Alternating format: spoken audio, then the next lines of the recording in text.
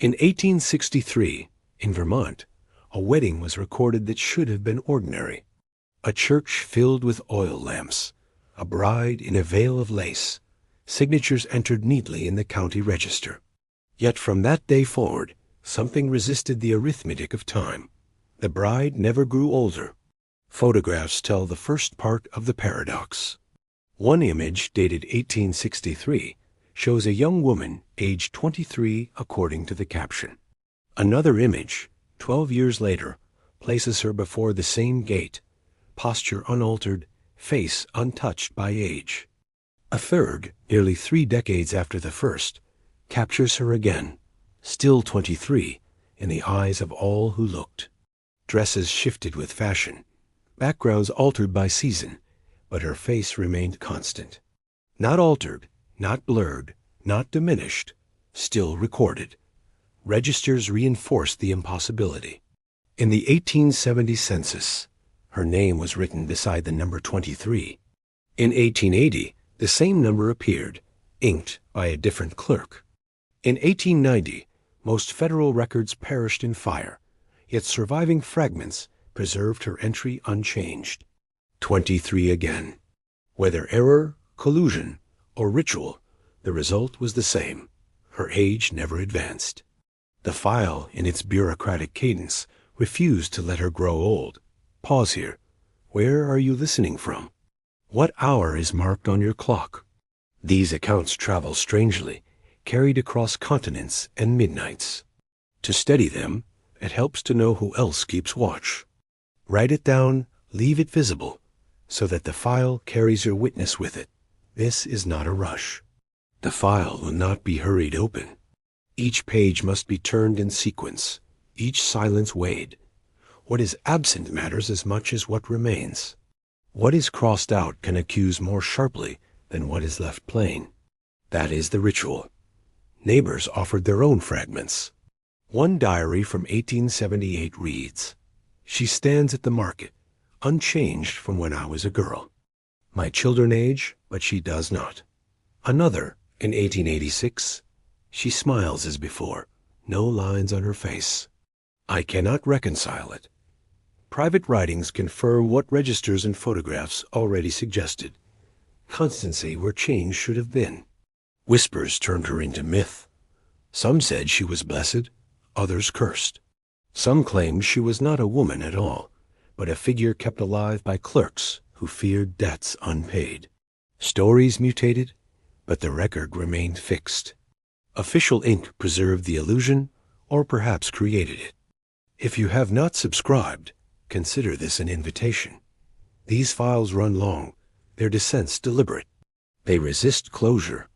It helps to have witnesses who return, to keep company when the file threatens to close on its own. The refrain begins here, not kept, but still recorded. Her true years not kept, yet her youth still recorded. The refrain will surface again, shifting in form, guiding the descent. So the paradox stands at the threshold. A bride signed into the register at 23, and for 40 years she remained 23. Neighbors aged, children became adults, seasons repeated. She remained constant. Registers affirmed her stasis. Photographs fixed her image. Diaries whispered confusion. The file itself resisted the march of time. Do not close the file.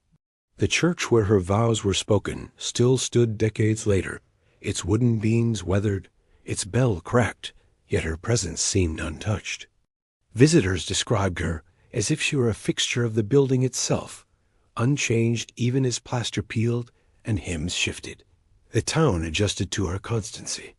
People stopped remarking, then began to avoid remarking, as if acknowledgement itself might disturb the balance. Silence became a shield. The county clerk's handwriting across decades preserved the illusion. One clerk, trained under another, continued to inscribe the same age beside her name. Whether by mistake or by instruction, the cycle repeated. By the 1880s, the entry had become a ritual, 23 written again, as though it were a number fixed to her identity rather than a count of years. In a margin, faint pencil reads, "Confirmed by affidavit. whose affidavit and what it confirmed is lost, still recorded. She signed deeds with the same steady hand. In 1871, a land transfer. In 1885, another. Signatures aligned perfectly, as if written on the same day. Analysts in the 20th century compared the strokes. No tremor, no slowing, no stiffening. Handwriting unchanged, as if time had not touched her body. Photographers, too, became complicit. Cabinet cards from the 1870s and 1880s displayed her portrait in fashionable frames, sold as curiosities. Visitors purchased them as souvenirs. The bride who never grew older. Her face circulated in parlors as entertainment, while registers preserved her age as fact. The public consumed the paradox, even as neighbors lived beside it. Atmosphere thickened with contradiction. Curtains drawn at midday, lamps lit though daylight poured through windows. Some said her household burned oil excessively, as if to drown natural cycles. One diary notes, "The light in her home never dims, never follows the sun." Details like these blurred fact with impression, yet each fragment reinforced the same refrain. Not kept, but still recorded. If you have not subscribed, take this as an invitation. The descent of this file will be long. Each page resists closure. It helps to have others who walk through the record alongside you. The presence of witnesses steadies what otherwise unsettles. Whispers spread beyond town. A notice in a Boston paper, 1891. The bride of Vermont, whose age has not advanced. Brief, sensational, but it tied her name to myth. By then, her legend exceeded her life. She was spoken of as symbol, as omen, as relic of a record system too rigid to permit change. The press framed her as anomaly. The town endured her as routine. We return to the paradox. In 1863, a bride of 23 stood at an altar. In 1873, she remained 23. In 1883, 23 again. Registers affirmed it, photographs displayed it, diaries whispered unease. A life held in suspension by ink, repetition, and silence. The refrain closes this beat. Not kept, but still recorded. Years not kept, yet youth still recorded. The descent will show what such constancy conceals, how a miracle becomes mechanism, how silence itself becomes complicity. Do not close the file. Vermont in 1863 was already mapped, fenced, and settled, yet the rhythms of its towns still resembled older frontiers. War raged far to the south, and names from the valley appeared on casualty lists printed in Burlington and Montpelier. Yet the counties themselves were quiet, their barns full, their hillsides layered with stone walls built by earlier generations. It was in this stillness that the paradox of a bride who never grew older could survive. The law provided the framework. By statute, every town clerk was required to record births, deaths, and marriages, each entry to be written legibly, signed by witnesses, and certified by an official. The law presumed diligence, but in practice, clerks were often the only literate men available. Farmers, shopkeepers, mill operators who balanced ledgers by day and filled registers by night. Their work was hurried, their entries uneven. Some were precise, others careless, but once ink dried, the entry was permanent. Disputes required affidavits, often notarized and costly, and in rural Vermont, few challenged the clerk's word. A figure once written became fact. The marriage of 1863 was entered neatly. Her name, her husband's, the officiant, the witnesses. The number 23 appeared beside hers as age. Nothing marked it as unusual. The man who wrote it was also kin, distantly tied by marriage. That kinship mattered. Family ties bent the law into custom. When the census came in 1870, the same clerk, or his successor trained in his habits, wrote 23 again. By then, it had become less a number than a symbol, repeated by inertia. Geography protected the illusion. The village lay in a valley, bordered by ridges that slowed every journey. Roads in spring dissolved into ruts, in winter froze into stone. Travel to the county seat took half a day on horseback, longer by wagon. A clerk's entry in the local register might remain unchallenged, simply because no outsider came to inspect. The railway touched larger towns, but this valley required a detour. Isolation preserved errors and allowed peculiarities to harden into truths. The valley itself carried a reputation. The land on which her home stood had passed through 3 families in half a century. One deed from 1831 described it as unlucky ground. A farmer in the 1840s abandoned it after 2 harsh winters. A trader who bought it next defaulted on debts and vanished westward. By the time the young couple settled there, the lot was known less for fertility than for ill fortune. When the bride did not age, neighbors folded her into that same legend. The land resisted change, and so did she. Architecture added to the weight of permanence. The house they occupied was not grand white clapboard, 2 stories, pitched roof, but surveys decades later revealed oddities. The cellar was dug deeper than necessary, reinforced with beams heavier than standard. Walls were whitewashed in lime, a substance more often used to purify and preserve than to decorate. Lime masked odors, slowed rot, and hinted at concealment. Whether the work was her husband's precaution or her own influence, the effect was lasting. The cellar endured, dry and intact, long after others in the village crumbled. The bride above mirrored the house beneath, unchanged, preserved, insulated against time. Press notices carried faint traces of her reputation. A Burlington paper in 1875 listed donors to a church rebuilding fund. Among the names, hers appeared, with the phrase "ever youthful in spirit." In 1882, a Montpelier column remarked on the constant grace of Mrs. unmarked by the years that claim us all. These phrases, ordinary in isolation, gained weight when matched against registers and photographs. The press echoed what neighbors whispered. Her youth was not passing. Respectability shielded her. She sat in the front pew at church, her bonnet neat, her hymn book worn at the edges. She signed receipts for charities, handwriting steady and legible. She entertained visitors with calm composure, her parlor neat, her words careful. No scandal attached to her name. Questioning her constancy would have been to question the records, and questioning the records was to undermine the very system the community depended upon. Better to let the illusion stand. Contradictions accumulate quietly.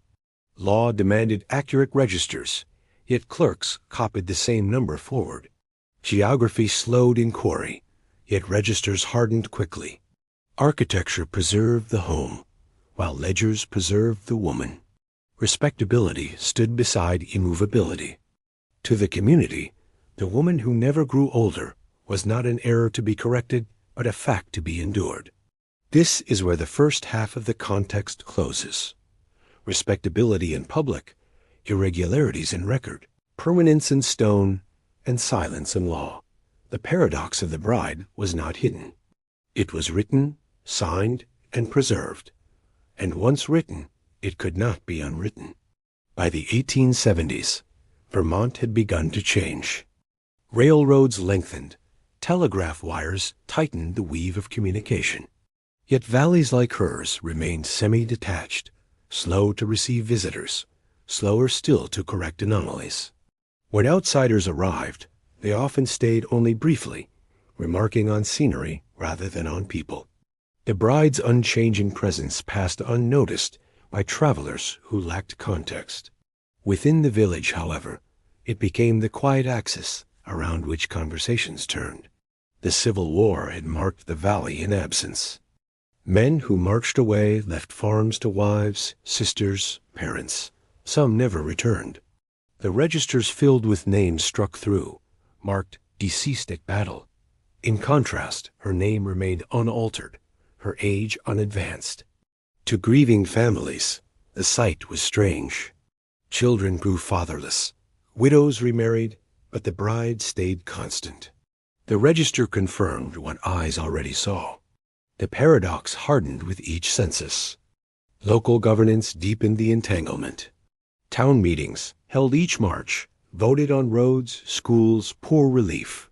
Minutes from 1874 list her husband as moderator, his decisions shaping local record-keeping. When your household controls the register, correction is impossible. The clerk's hand and the husband's authority aligned. The repetition of 23 became not accident but institution. Diaries confirmed the silence. One neighbor, writing in 1878, "She is as ever, no line on her face. I cannot say it aloud. To speak would be to accuse." Another, in 1884, "She serves at church suppers, unchanged. My daughter now older than she." The contrast was stark. Daughters surpassed mothers, yet the bride remained. Diaries whispered what meetings suppressed. Architectural clues expanded with time. In the 1880s, carpenters reinforced the barn attached to her house. Invoices survive. Heavy timber, iron nails, lime again. Too much lime for simple maintenance. Folklore grew lime to seal against corruption, lime to preserve. Whether symbolic or practical, its use made neighbors uneasy. One diarist wrote, "Her cellar never smells, though all others in summer do." Absence of decay became evidence of concealment.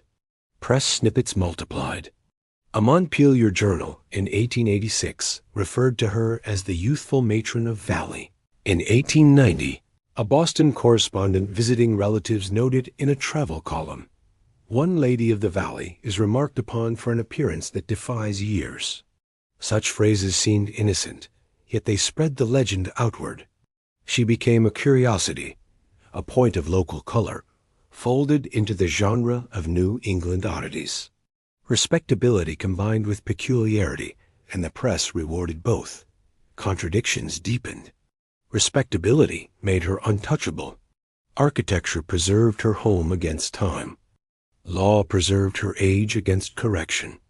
Geography shielded her from inspection. Yet every layer that supported her also cast suspicion. Diaries, invoices, press notes, all pointed to permanence. Not miraculous, but systemic. Closing the context requires drawing these threads together. A valley semi-isolated, governed by kin, entries copied without question. A house reinforced beyond need, a cellar preserved, lined thick on beams. Press notices calling her youthful, diaries calling her unchanged. Law demanding accuracy, yet permitting family ties to overrule truth. Respectability shielding her, silence protecting her, architecture mirroring her. The contradiction is quiet but stark. A system designed to track change became the very mechanism that denied it. A bride signed into the register at 23 in 1863 remained 23 in 1870. In 1880, in every fragment that survived the fire of 1890, what was supposed to be factual became ritual. What was supposed to move forward froze. Thus the context stands. Vermont in 1863 offered all the conditions a slow geography, a pliable legal system, a house fortified, and a reputation shielded. The paradox of the bride who never grew older did not break the system. It thrived because of it. The first irregularities did not appear in public notices or official reports. They arrived quietly, by post. In 1869, 6 years after the wedding, a cousin in New Hampshire wrote to the county clerk, politely asking why the register still listed the bride as 23. The cousin noted he had attended the ceremony, remembered her age, and now, in 1869, expected a change. The reply was clipped. Entry correct. No amendment required. Nothing further. The cousin folded the letter, preserved it in his family's box. His doubt dismissed, his evidence ignored, yet still recorded. By 1872, another inquiry surfaced. A brother-in-law traveling from Massachusetts sent a letter to the bride herself. His words, "When last I saw you, we were near in years. Yet the reports from Vermont say you are as young as ever." I cannot reconcile this. Whether she answered is unknown. The letter survives without a reply. One half of a correspondence becomes testimony by itself. Neighbors, closer at hand, recorded what they dared not speak aloud. A widow in 1876 wrote in her diary, "At church she sits in front, as serene as on her wedding day. My own hair thins, my eyes tire, but she has not changed. I write this only here, for to say it aloud would be to sound mad." Another diarist, a farmer's wife in 1878, saw her at market. Her hands pale, unmarked, no freckle, no tremor, as if carved. I thought of my own hands, lined from the churn, but hers the same as before. Each diary entry small, private, but together they echo. Tradesmen's ledgers confirmed what neighbors whispered. A tailor's book from 1871 lists her measurements: bust, waist, hem. An order in 1879 repeats the same numbers exactly. In 1887, another entry, same again. Decades pass, the figures remain. Tailors who measured dozens of women noted fluctuations, but not hers. Another ledger, from a shoemaker, records identical sizes across 15 years. Feet, too, refused to alter. These details entered as ordinary commerce, yet preserved the extraordinary. Even grocers noticed patterns. One ledger from 1883 shows her household purchasing the same amount of flour and sugar every quarter. No change in appetite, no children added, no visible adjustments. Grocers mark consumption as a measure of life's progress, yet hers did not progress. The constancy of purchases mirrors the constancy of her image, still recorded. Deputies and clerks left marginalia that betray unease. In the 1880 census, her entry again lists age 23. A deputy who carried the forms scribbled in his notebook, "Impossible," but instructed to leave unchanged. His official copy was silent, his private log frank. Contradiction captured in two hands, one public, one private. The refrain begins to shift. At first it was not kept, but still recorded. Now, with every repetition of 23, it mutates into recorded too often, never corrected. Her youth preserved not by miracle, but by habit. Repetition became its own mechanism. Outsiders who passed through the valley wrote impressions that now serve as corroboration. A Boston traveler in 1875 penned a letter to his sister. "I was introduced to a woman said to be married 12 years, yet she could be mistaken for a bride today. Her voice light, her face without line. I thought it an exaggeration until I saw her myself." He filed the letter in a packet that his descendants donated to a library. An observation meant for gossip became evidence. The press, cautious, began to hint. A Montpelier weekly in 1882 published a small note. "Among the curiosities of the valley is a matron whose youthful appearance belies the years." Phrased politely, framed as amusement, but unmistakable in its reference. By then, the legend had seeped into print. Photographers joined the pattern. Cabinet cards from the 1870s and 1880s show her face unchanged. One photographer scrawled on the back of his plate, "Same sitter, 10 years apart, but no difference." He may have intended humor, but his note stands as testimony. Witnesses multiplied. A tailor recording measurements. A grocer listing identical purchases. A shoemaker repeating sizes. A clerk repeating an age. A cousin dismissed. A brother-in-law confused. Neighbors whispering into diaries. Deputies noting contradictions privately. Photographers remarking in margins. Each small fragment insufficient alone, but together forming a rising pattern. Contradictions grew sharper as decades advanced. Families who aged beside her began to remark on the gap. Children who had once seen her as adult grew into adults themselves, yet she did not alter. One diary from 1888. My daughter now 30, older than the bride. How can this be? The impossibility sharpened with each generation. The refrain thickens. Don't close the file. Too many voices, too many contradictions, too much repetition. The official record says constant. The private record says impossible. The ledgers, the diaries, the letters all say the same in different tongues. The bride remained, and the file refused correction. By the 1880s, the contradictions were no longer isolated fragments, but a chorus. Every type of witness left behind residue, and the accumulation became its own indictment. Letters from relatives multiplied. In 1881, a nephew who had moved to Albany wrote to the county, "My aunt cannot be 23 still. I was a boy when she wed. I am 30 now. How is it she remains the same?" The clerk's reply mirrored the earlier one. Entry certified, matter closed. The repetition of denial became ritual. Family letters stacked up, each protest ignored, each reply preserved, still recorded. Neighbors deepened the testimony. One diary in 1885. She stood at the fair as ever. My son mistook her for my sister, though she is older than I. Another in 1887. I cannot look upon her long. The sameness unsettles. She is constant as the stone fence, yet people are not stone. The diaries rhyme, though written years apart.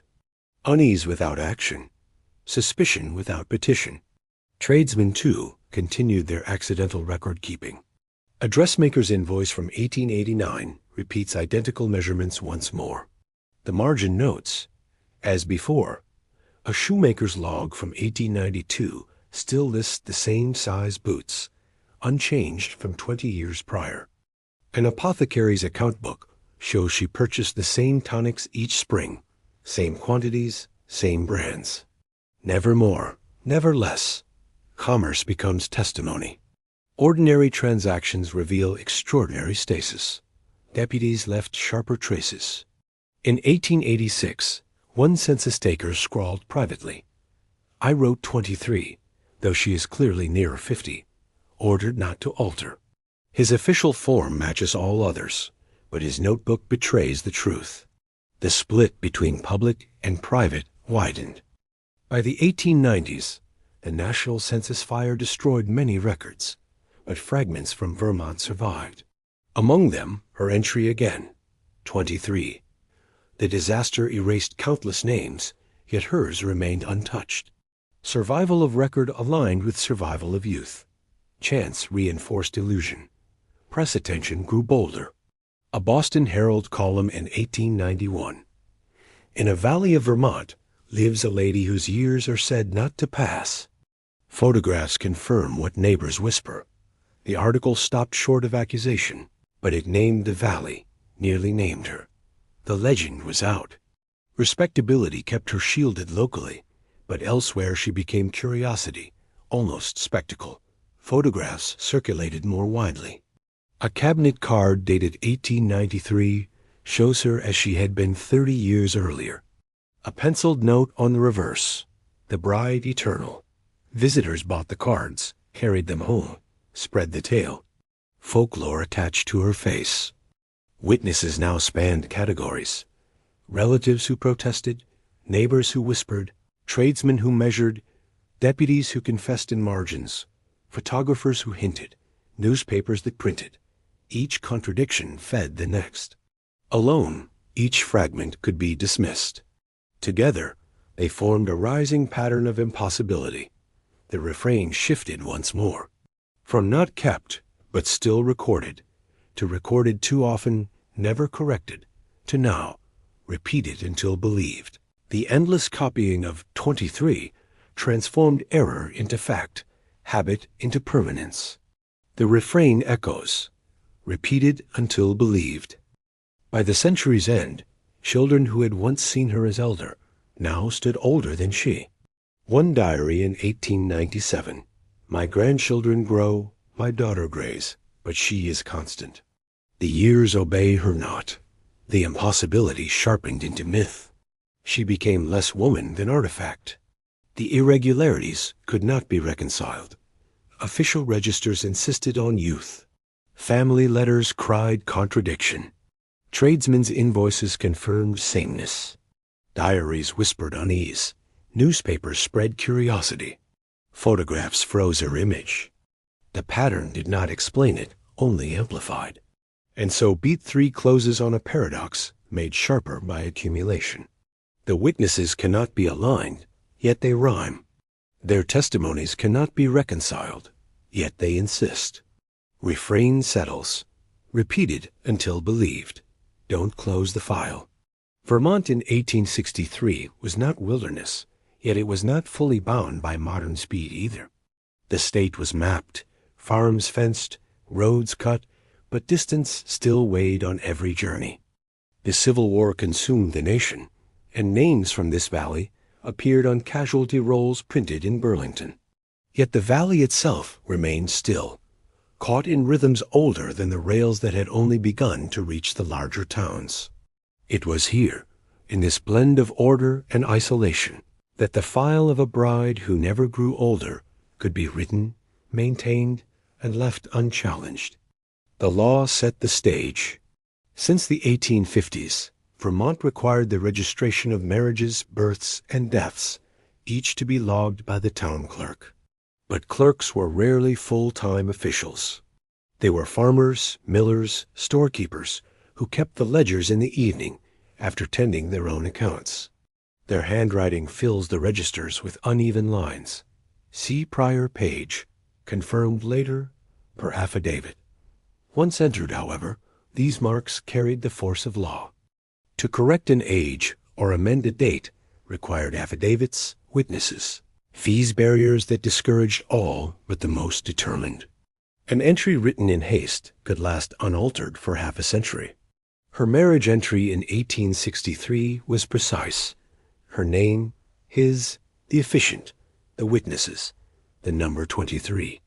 Nothing appeared unusual, but the hand that wrote it belonged to a cousin by marriage. Kinship bent law into habit. When the next census came in 1870, the clerk repeated the figure. 23 again. By then, the number was less description than ritual. Geography magnified the inertia. The village sat low between ridges, bounded by streams that swelled in spring and froze in winter. Roads in thaw turned to mud so deep wagons sank to their hubs. Travel to the county seat could take half a day by horse, longer in snow. Few outsiders visited. Fewer stayed long enough to study registers. What was written inside the valley remained inside the valley. Outsiders saw only a tidy entry, not the anomaly it concealed. Winter deepened the isolation. Diaries from 1865 speak of months without travelers, of roads impassable, of letters delayed until thaw.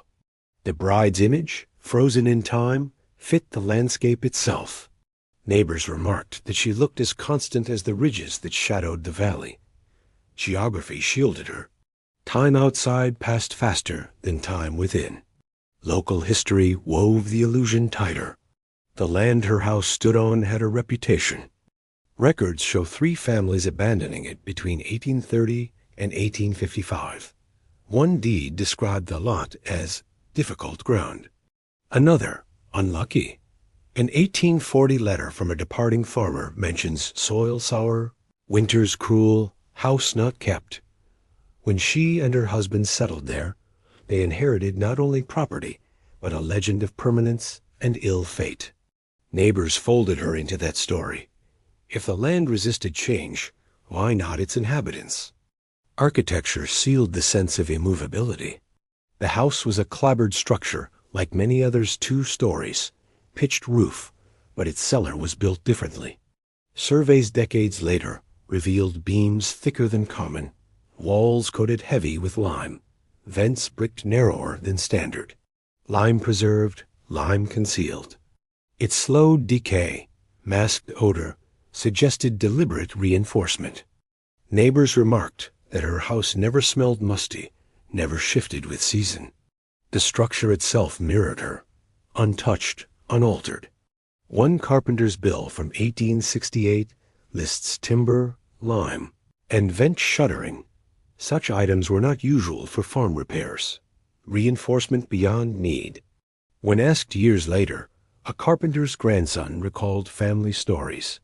They said that house was built to keep something still.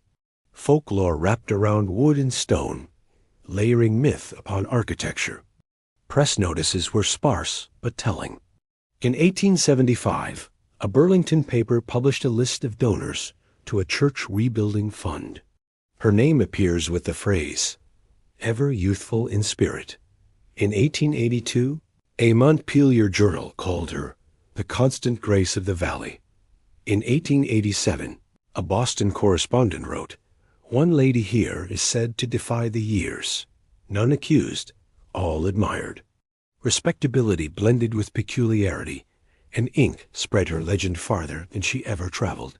Yet contradictions whispered beneath the praise. A neighbor's diary in 1872. "She is as she was at marriage. I do not understand, and dare not speak." Another in 1878. "Her home never changes. My roof rots, my beams sag, but hers hold. Perhaps it is the lime. Quiet words, private pages. Respectability held in public, unease recorded in private." This is how the first half of the context closes. Law that hardened errors into permanence, geography that slowed inquiry, history that called the ground unlucky, architecture that resisted decay, press that praised rather than probed. Respectability covered her in daylight. Diaries whispered in shadow. A woman who never aged was not hidden. She was written, signed, and preserved. By the 1880s, the state was changing, but the valley where she lived still lagged. Railroads reached larger towns, but her road remained rutted clay. Telegraph wires hummed between stations, but messages from her village still traveled by horseback. Delay was a habit. In delay, errors became truth. The Civil War had already proven how records could fail. Names of men from the valley appeared on casualty rolls, some correct, others later reversed. Clerks crossed out "dead" and replaced it with "returned." The fragility of paper was known, but fragility coexisted with authority. Even when mistakes were admitted, they were preserved. The register was law, even in contradiction. Against this backdrop, her constancy seemed less impossible. If death itself could be crossed out, why not age? Town governance reinforced the fiction. Selectmen voted each March on roads, schools, and pauper relief. Minutes from 1874 list her husband as moderator, his voice guiding decisions. His hand on the gavel meant his family's presence in every policy. When her census entry repeated 23, no official pressed the matter. To correct, it would have been to question his household. Authority-insulated anomaly. Neighbors bore witness to the silence. A farmer's journal from 1881. "She serves at the supper, as she did years ago. I feel older." She does not. Another from 1883. "My daughter surpasses her in age, yet the bride is unchanged." These diaries never reached officials, but they carried unease into family lore. Handwritten fragments, kept in trunks, later donated to archives, became the only voices that contradicted the registers. Architecture continued its work. Carpenters called to her house in 1886, billed again for lime and reinforcement. The invoices survive. Lime, 20 pounds. Timber, 12 feet. Nails, iron. Lime in such quantities suggested more than whitewash. Neighbors remarked her cellar never smelled of rot. In a valley where thaw brought dampness to every basement, her home remained dry. The absence of ordinary decay convinced many of extraordinary permanence. Architecture had become a witness. Folklore hardened around it. Children whispered that her house was stone inside. Others said, "The cellar holds her years." Parents laughed, but did not correct. Stories became another layer of silence. To call it myth was safer than to call it fraud. Folklore insulated suspicion. The press carried her image farther. A Montpelier journal in 1886 called her the youthful matron of Valley. In 1890, a Boston paper noted a lady of peculiar constancy, whose likeness defies time. These lines spread curiosity, but never accusation. Distance turned anomaly into novelty. Respectability prevented deeper probing. Each clipping preserved the illusion. Commerce confirmed it again. A dressmaker's invoice from 1889 repeats measurements identical to those from 1871. A shoemaker's log in 1892 lists the same size boots. An apothecary's record shows purchases of tonics in unchanged quantities. Constancy written in the language of trade. Merchants profited and asked no questions. Officials tolerated it. In the 1890 census, fragments that survived the fire still list her age as 23. The blaze erased thousands of names across the nation, yet the anomaly endured. Survival of her entry reinforced the myth. The bride remained fixed even when the archive burned. Contradictions sharpened in whispers. One diary in 1895. My grandchildren grow, yet she greets them as one of their kind. Another in 1897. I cannot bear to see her. Her sameness is a mirror that mocks. Private laments filled where public words failed. Thus the second half of the context closes. War showed how fragile records were, yet law gave them permanence. Governance insulated her through kinship. Neighbors whispered in diaries, carpenters billed for lime, children spread folklore. Press praised her, commerce profited, census repeated. Every layer supported the fiction. The contradiction stands plain. Respectability on the surface, irregularities beneath. Architecture that resisted decay, registers that refused correction, neighbors who noticed but did not speak. Vermont in the late 19th century provided every condition for her legend: distance, delay, kinship, law, and silence. The bride who never grew older was not miracle but environment. The contradictions began quietly, almost politely, as if the world itself were reluctant to expose them. Letters arrived before the county clerk, each folded neatly, written in the slanted hands of cousins, brothers, in-laws. In 1869, a cousin in New Hampshire inquired why the bride was still listed at 23 in the latest town register. The clerk's reply was curt, entry correct, no amendment required. His brevity ended the inquiry, but the letter remained in the cousin's family chest for decades. A polite dismissal became a permanent record of contradiction. By 1872, doubts grew bolder. A brother-in-law in Massachusetts, now middle-aged himself, wrote directly to the bride, I was present at your wedding. We were near in years then. Yet they say in Vermont you remain the same. How can this be? No reply survives. The unanswered letter carries its own testimony. The silence of the bride became as important as the ink of the writer. Neighbors recorded their unease privately. A widow in 1876 wrote in her diary, I sat behind her at church. My eyes dim, my hands lined, yet she is unchanged from the day she first entered that pew. Another in 1878. At market, I saw her hands. No freckle, no tremor. My own knuckles swell, but hers are smooth.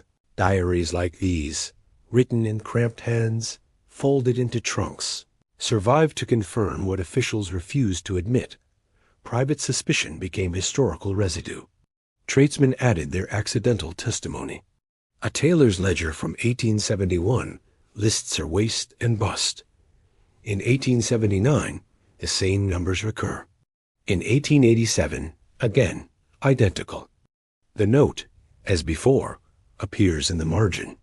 A shoemaker's log from 1882 records the same size boots she ordered in 1865. No alteration, no adjustment. Tradesmen recorded constancy as commerce, never remarking, never refusing payment. Their ledgers corroborated the diaries. Grocers echoed the refrain. Invoices from the 1880s show her household purchasing the same quantities of flour, sugar, tea, season after season. Families usually fluctuated more mauves in some years, fewer in others, but her orders did not change. Constancy appeared not only in her face, but in her pantry. Deputies tasked with census duties left traces of their own.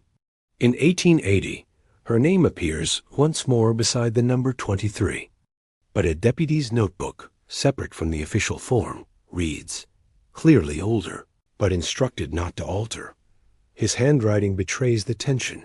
Truth observed, lie maintained. Public record constant, private record doubtful. The system produced contradiction at every level. By the 1880s, even visitors remarked on the impossibility. A Boston traveler wrote to his sister in 1885, "I met a woman they call the unaging bride.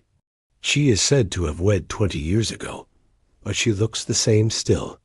I cannot explain it, yet all swear it true." His words, written for gossip, became evidence when preserved.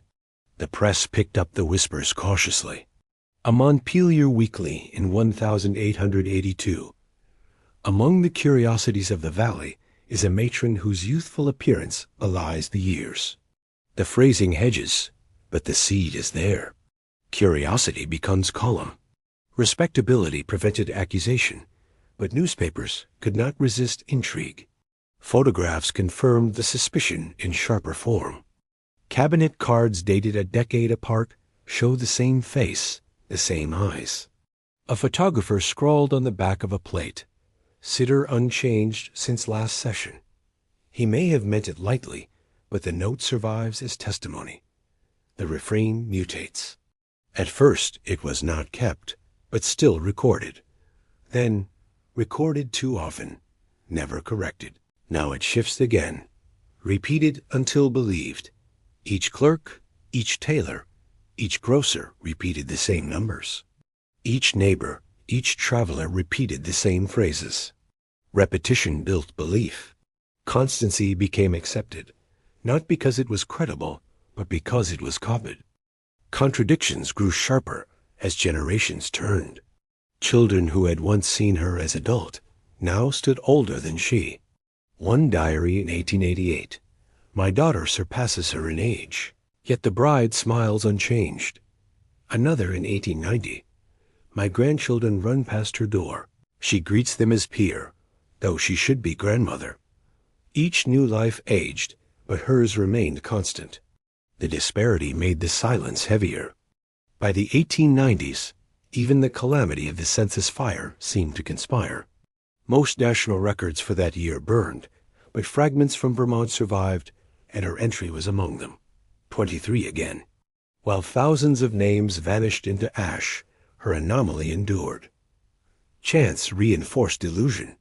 The pattern became impossible to ignore. Letters from family, diaries from neighbors, invoices from merchants, notes from deputies, clippings from papers, photographs from studios. Each alone insufficient, together undeniable. A rising pattern of irregularities that resisted explanation but insisted on recognition. The refrain closes this half, repeated until believed. The bride who never grew older was no longer questioned. She was simply accepted as fixture. The silence of officials, the whispers of neighbors, the ledgers of merchants all aligned to sustain her. By the late 1880s, the irregularities were no longer scattered fragments. They had coalesced into something resembling a chorus, each voice distinct yet rhyming in implication.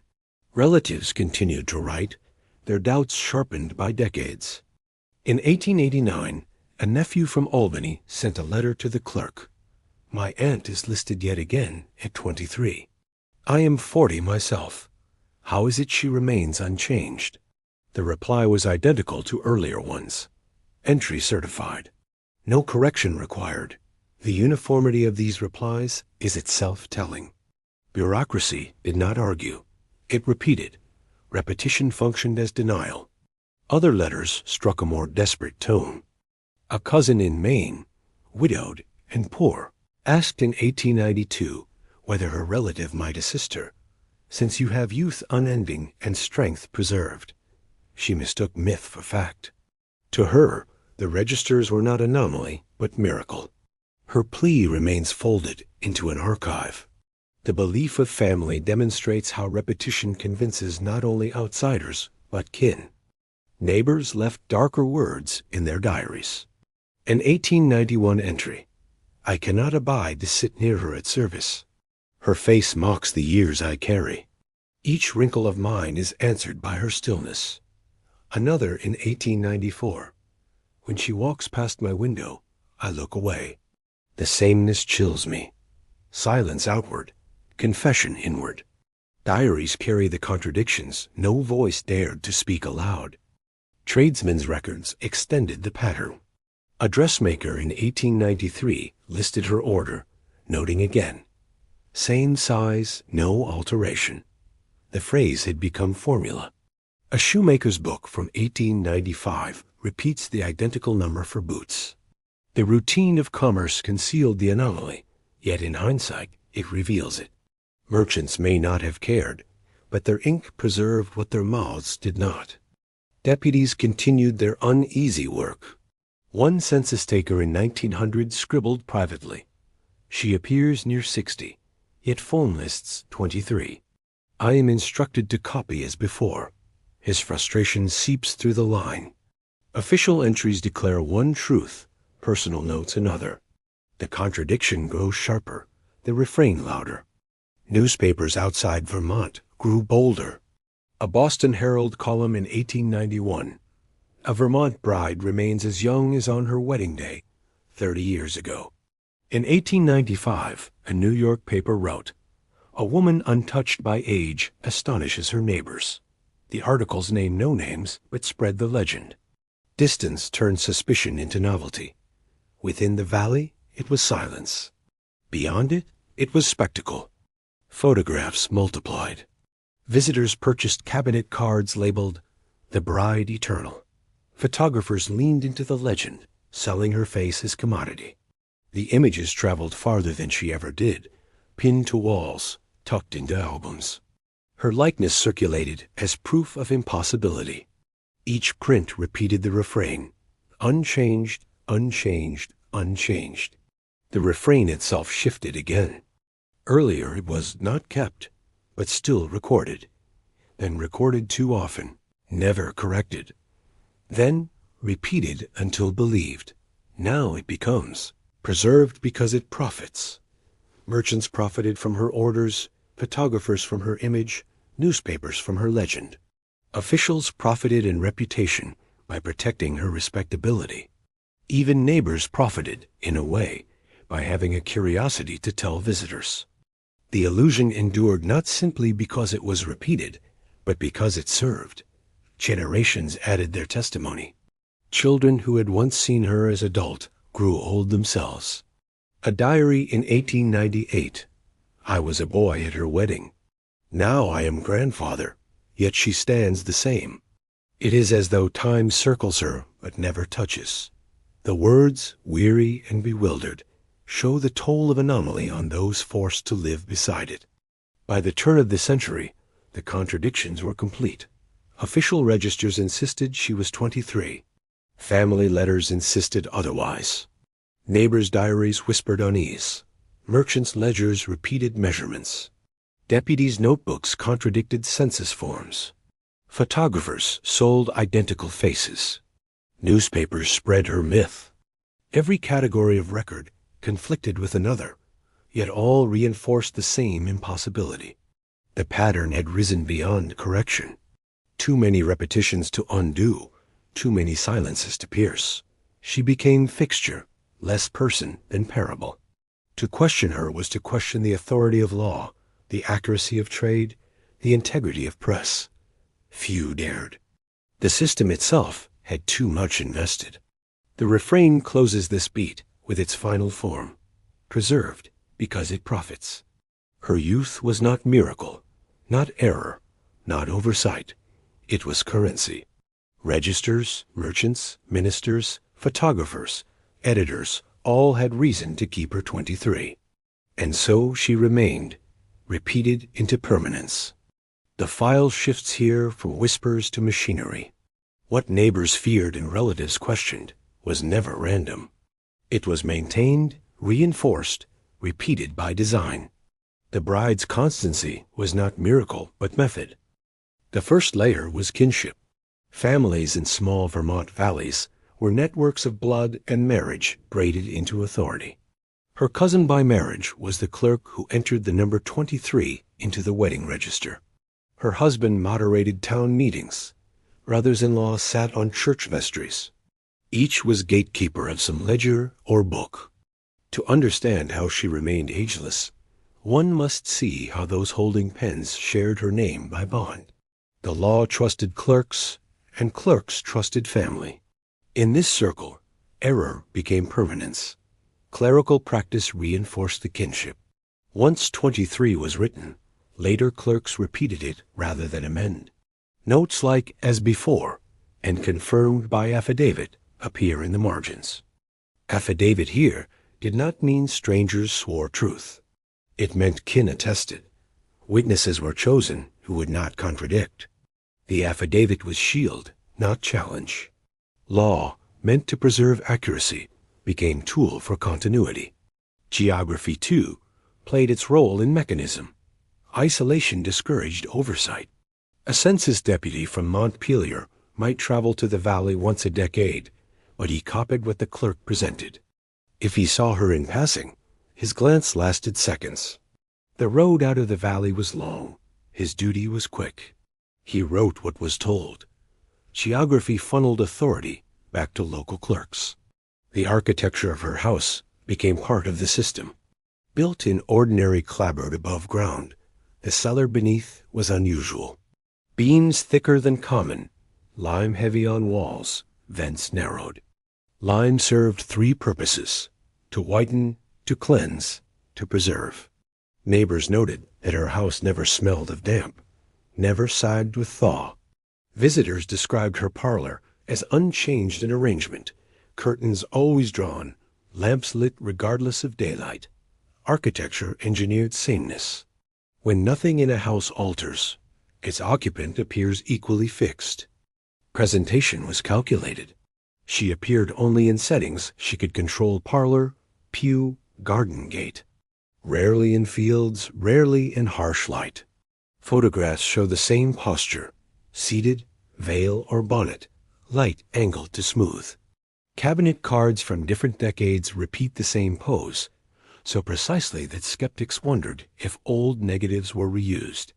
Photographers, however, profited from novelty. They sold her likeness as curiosity. The incentive aligned with her illusion. Image became industry.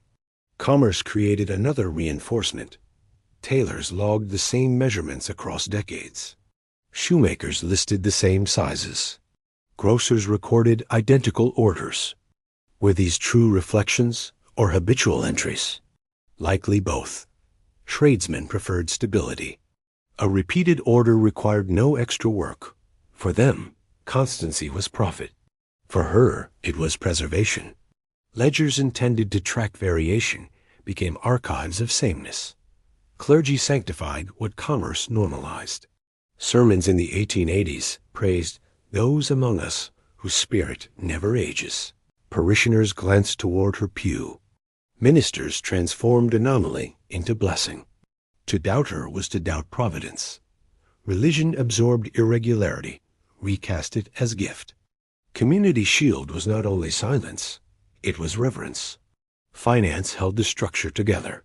Donations appear in vestry ledgers. $10 in 1875, $12 in 1880, $15 in 1886. In small towns, such sums mattered. A donor purchased insulation. Clerks hesitated to challenge benefactors. Merchants valued steady customers. Photographers welcomed the legend. Every coin she gave returned silence. Money was mortar in the wall of constancy. Language reveals intent most clearly. Registers carry phrases. As before, confirmed, no change. These are not mistakes. They are maintenance. Each note demonstrates conscious effort to preserve fiction. The repetition of 23 was a practice, not an oversight. Bureaucratic language hardened anomaly into policy. The refrain mutates again. Earlier, not kept, but still recorded. Then repeated until believed. Now, maintained by design. The anomaly was cultivated, not stumbled upon. The bride was preserved not by miracle, but by machinery.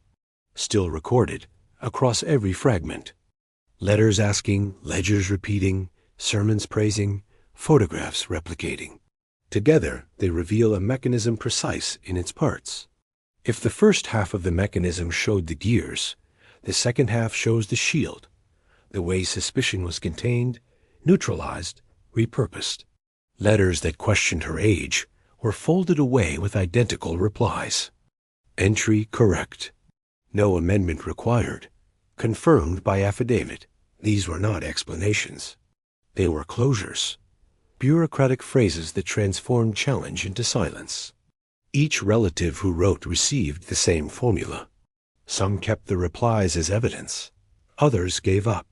Repetition itself discouraged inquiry. The law was not weapon, but anesthetic. Religion was another layer. Ministers preached of eternal spirit, of constancy as virtue. In 1884, a sermon was recorded.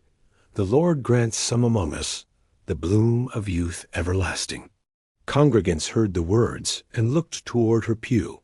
To see her was to see sermon embodied. Suspicion became sanctity.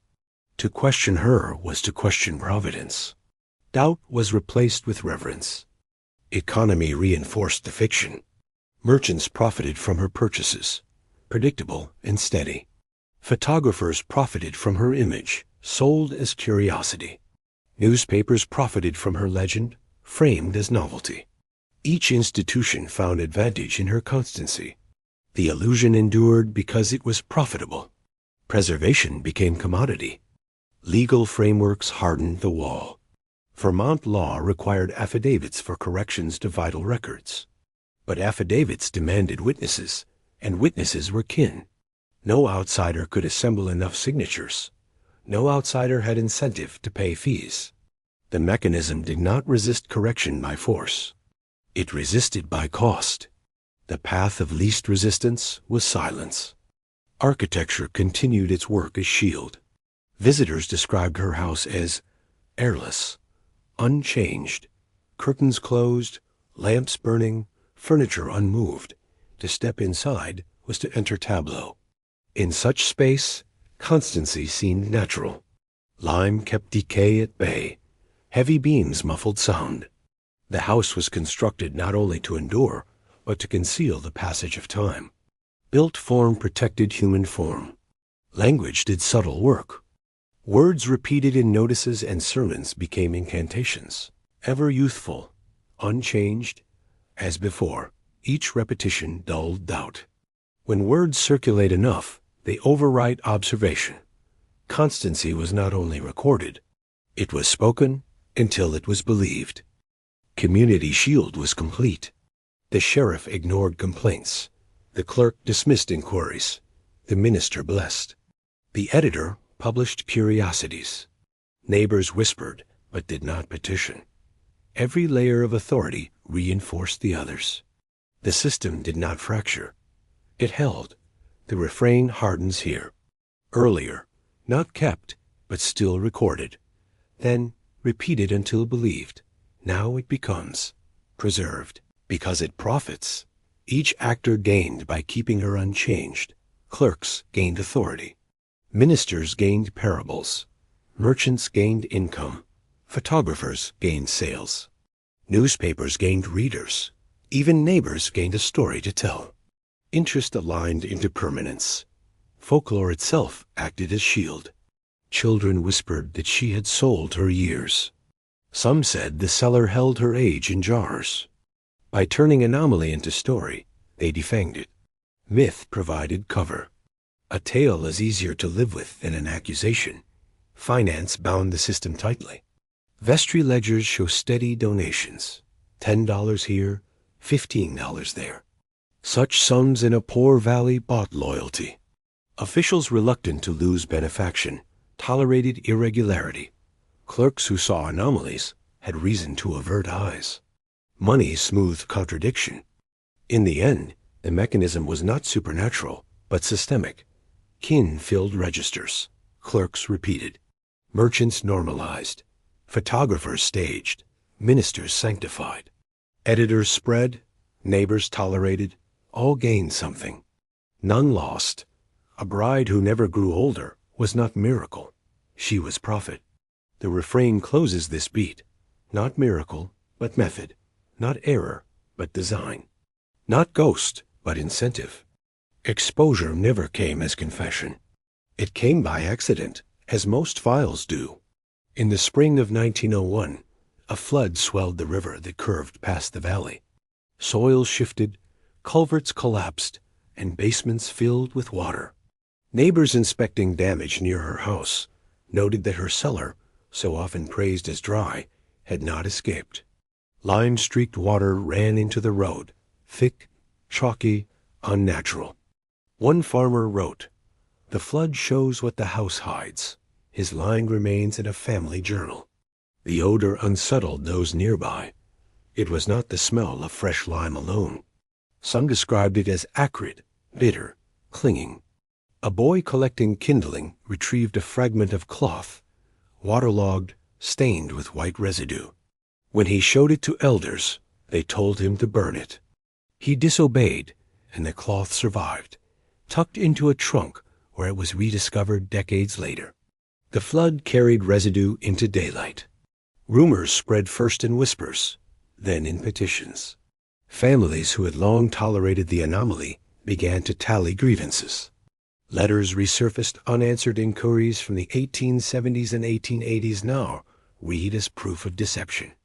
One relative wrote again to the county clerk, this time blunt. If she is 23 still, then time itself lies. Investigate. The clerk scribbled in the margin. Matter closed. But even the denial was still recorded. The press seized the story. A Montpelier paper ran a small notice in May 1901. Unusual remains found in Valley flood. The details were vague, but readers connected the dots. By summer, Boston and New York papers published longer columns. The bride unchanged, and a Vermont mystery. The story spread faster than officials could contain. Respectability crumbled when outsiders demanded explanation. Officials convened an inquiry. Selectmen inspected her home. Their report, only one page, declared premises in order. Yet a clerk appended in pencil, traces of excessive lime noted. That phrase, faint and nearly erased, survived in the file. A contradiction within the same document. Public reassurance, private doubt. Neighbors began to speak more openly. A farmer testified in 1902. "I was a boy at her wedding. I am old now, but she is not. This is not natural." His words were dismissed as exaggeration. But his testimony joined others, and the pattern became harder to ignore. By autumn, her absence was noted. She was last seen boarding a carriage said to be bound for Burlington. Some claimed she took a train east under another name. Others swore she crossed into Canada. Witnesses conflicted, but all agreed on one point. She vanished. Her house stood empty, shutters closed, furniture unmoved. In the cellar, timbers streaked white with lime remained. The refrain shifted again. Not miracle, but method. Not error, but design. Now revealed, not confessed. She never admitted. She only disappeared. Nature and chance exposed what officials refused. A flood pulled residue into light. Newspapers multiplied the whispers. Families tallied the contradictions. And then she was gone. The flood had loosened the file, but what followed was collapse. The inquiry that selectmen hoped would silence the valley instead drew more voices. Families brought forward letters, kept for decades.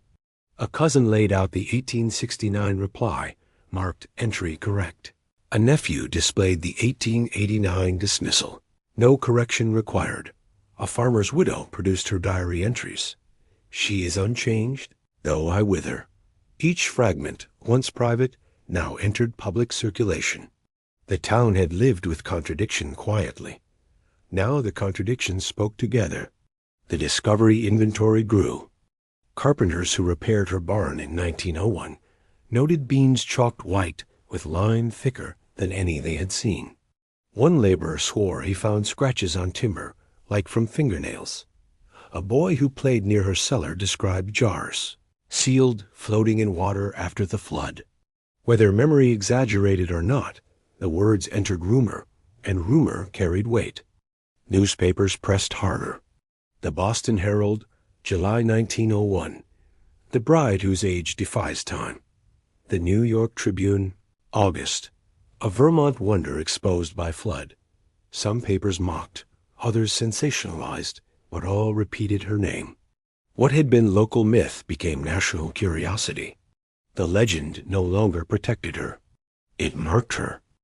Officials faltered. A second inspection produced nothing new. Their summary: no cause for alarm. Yet appended again: faint pencil. Registers inconsistent. Even inside official files, contradiction bled through. Authority fractured. Disappearances were tallied. Families compared notes, counted names. Some spoke of relatives who had vanished while staying in her home. Others accused her of forging deeds. Numbers varied: conservative count 4, speculation near a dozen. The uncertainty itself was indictment. To say unknown was worse than to say few. By 1902, she was gone. Some said Canada, some said Boston. Some whispered she lived under a false name in New York. A conductor claimed to have sold her a ticket south. A farmer swore she was seen walking across a bridge at dusk, never to return. None of these sightings were confirmed. She dissolved into rumor as easily as she had dissolved years in the register. Her house was boarded, windows nailed, furniture left behind. Children dared each other to touch the door. Adults crossed the street rather than pass. Folklore grew quickly, that she walked the rooms at night, that her cellar still breathed lime, that her portrait faded, but her face had not. Officials closed the file in 1903. The final entry reads: matter concluded, yet the fragments refused to obey. Letters remained in family trunks. Diaries sat in drawers. Newspapers circulated. Photographs endured. Soil carried lime. Closure was written, but not believed. The refrain ends this beat: revealed, not confessed. She never admitted, never explained, never stood before court. Nature exposed residue, families voiced contradiction, newspapers spread her image, but she herself vanished. Collapse came not from justice, but from accident. A storm, a flood, a rumor. Exposure was partial. Collapse was incomplete. But the file remains open because fragments remain. Don't close the file. After her disappearance, the house stood as relic. Its shutters warped, paint peeled, but the cellar remained unervingly intact. Workmen sent to demolish it in the 1910 spoke of walls double-bricked, beams chalked thick with lime, and vents narrowed to silence. One said, it was a room within a room, built to deny change. Their words never reached a formal report, but they carried through memory, told again in local histories decades later. Academic recovery began in the mid-20th century. A graduate student at the University of Vermont, sifting through family letters, pieced fragments together, the unanswered inquiries, the census entries repeating 23, the photographs showing constancy. Her thesis argued the case was not miracle, but mechanism, a product of clerical habits, kinship ties, and local silence. At the time, her work was dismissed as folklore study, but later researchers cited it as foundation. Excavations in the 1950s confirmed residue. Soil near the house tested high in lime. Fragments of clothing unearthed matched fabrics of the 1870s. No intact bodies, no decisive proof, only traces. Yet traces aligned with rumor. Archaeology affirmed what testimony had long suggested: concealment by design. Cultural blind spots explain how she endured. A woman refined, charitable, married into influence, was presumed beyond suspicion. Her donations to church funds, her neat handwriting on receipts, her presence in the front pew all cloaked her. Gendered expectations made it unthinkable to accuse. To doubt her was to doubt the image of respectable womanhood itself. That blind spot was exploited, whether consciously or not. One near victim left a letter, recovered in the 1970s from an attic trunk. I went to her home, but turned away at the door. Something in her gaze unsettled me. What saved me was fear stronger than hope. The writer survived by refusing entry. Fear became defense. The parable begins to sharpen. What looked like supernatural constancy was systemic inertia. What seemed miracle was mechanism. Not ghost, but system. Not blessing, but incentive. The refrain that carried through the file still recorded, repeated until believed, preserved, because it profits resolves into its final form. Remembered, not closed. By the middle of the 20th century, the story of the unaging bride had shifted from whispered unease to historical curiosity. County journals published short articles with titles like The House with Two Cellars and The Bride Whose Years Stood. Still, each retold the fragments, letters unanswered, diaries unsettled, photographs unchanged, but now as folklore woven into regional history. None resolved the contradictions, but none denied them. Archivists in the 1970s cataloged the preserved letters. Among them were the polite inquiries from cousins, the sharper protests from nephews, the bureaucratic dismissals. The archivists noted in their commentary, families became custodians of truth when officials refused correction. Authority had failed, but memory persisted. Folklore, too, endured. Children in the valley no longer dared each other to touch her boarded door, but they still whispered of the woman in the lime cellar. Adults retold the story as cautionary tale about registers, about silence, about believing what was repeated too often. The myth persisted, not as supernatural, but as systemic parable. One more fragment sharpened the lesson. In the 1980s, a letter surfaced in which a traveler described narrowly escaping her invitation to stay. I excused myself, unsettled by her gaze. What saved me was mistrust. That voice, late in surfacing, confirmed what others had whispered. Survival depended on doubt. The parable clarifies. Not supernatural systemic. Not miracle mechanism. Not blessing prophet. Her youth endured because law rewarded repetition, clerks avoided correction, merchants valued constancy, editors sought novelty, ministers sanctified anomaly. The illusion was never hers alone. It belonged to the system that made room for it. The refrain closes. Remembered, not closed. Letters, diaries, invoices, photographs, sermons, soil all refuse erasure. She vanished, but residue did not. The file lives because fragments do. And so the ritual returns. Tell us again where you are, what time it is. The file has traveled across borders, across hours, across generations. Your presence becomes another record, another witness. Do not close the file.